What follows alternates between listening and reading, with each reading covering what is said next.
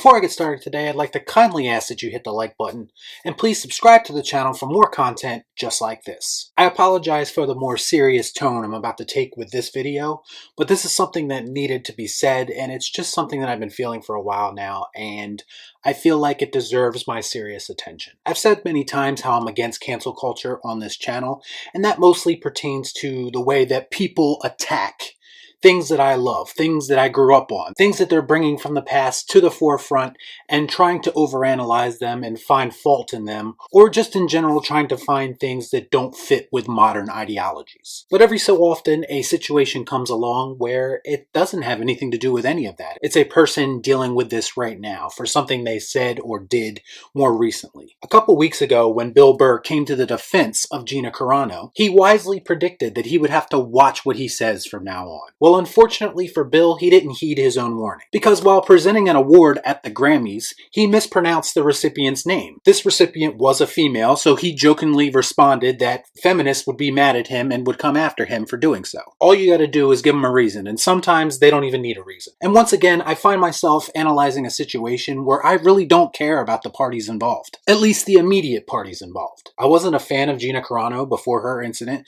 and I'm not really all that familiar with Bill Burr either. What I do know is that cancel culture is very real, and anyone who says otherwise just isn't paying attention. Some would argue that it's not cancel culture, it's people experiencing consequences for the things they say or do. I can agree with that to an extent. But once again, what makes it cancel culture is when certain people are only targeted for the things they say or do, while others are allowed to say and do whatever they want. Some are even allowed to keep or reacquire their jobs, much like James Gunn was able to do. The sad reality is that your level of cancellation depends on what side of the spectrum you fall on. In reality, it has nothing to do with what you actually say. There's a reason that comedians like Jerry Seinfeld have come out recently and said that they won't perform at college campuses because they feel like students on the campus won't understand their comedy and are way too sensitive and will probably just get upset. And this is Jerry Seinfeld we're talking about. His act isn't exactly Eddie Murphy raw. And then we come to Bill Burr, and again, I don't know much about him, but it does seem like his comedy is a little bit more on the edgier side. So who would have thought a joke about angry feminists would have been the thing to set people off and get him canceled? Actually, everyone thought that, even Bill himself knew.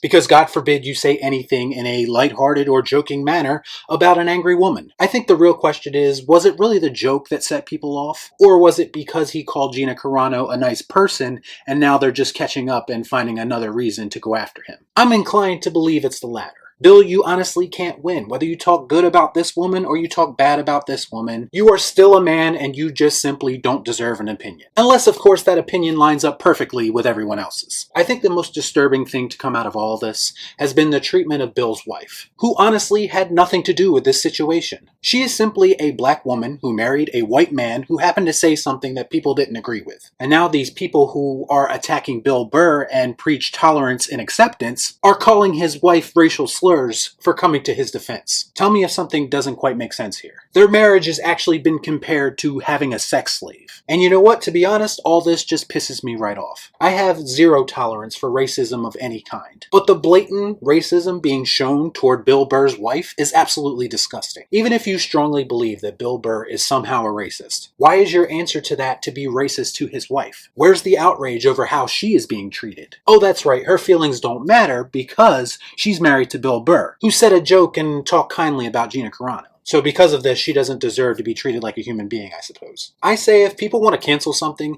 let's cancel culture. How about that? Let's cancel these morons and blue check marks on Twitter who think they have control over other people's lives. In fact, let's just cancel the cesspool that is Twitter altogether. Because honestly, social media is the biggest thing to blame for all of this. And then maybe, just maybe, once everyone is just off doing their own thing, maybe we can learn as a society to have fun again. Maybe comedians can be comedians again. And maybe a woman won't be slandered or discriminated against simply because of the person she's married to. In the words of Bill Burr's wife, Nia Renee Hill, shut the fuck up. So let me know what you think about all this in the comments down below.